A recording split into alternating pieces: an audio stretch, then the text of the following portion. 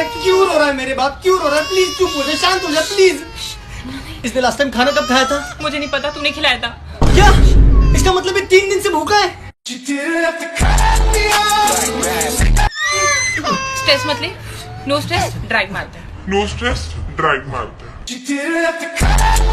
अरे पागल औरत, ये क्या कर रही है? क्या हुआ अब? ये ब्रांड पिलाएगी मेरे बच्चे को? घर में स्टॉक में यही ब्रांड है अपने पास। बिल्कुल रोना नहीं है। इसको प्यास लगी है। प्यास लगी? पक्का प्यास लगी है? प्यास लगी है ना? मैं क्या? अभी इसके लिए एक पैक बनाता हूँ, ठीक है? पागल, ये क्या पिला रहा है? क्यों, क्या हुआ? ये ब्रांड पीता है। ये पीता है? हाँ। अच्छा ये ब्रांड पीता है तू? इसके चक्कर में ना मेरा स्ट्रेस बढ़ गया है। मेरा भी बढ़ गया है। मुझे जॉइंट चाहिए, क्या चाहिए? प्लीज जॉइंट बना।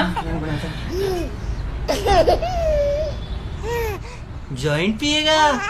हाँ? तीनों शेयर करेंगे। नहीं, शेयर नहीं करेंगे। पापा और बेटा शेयर करेंगे, ठीक है?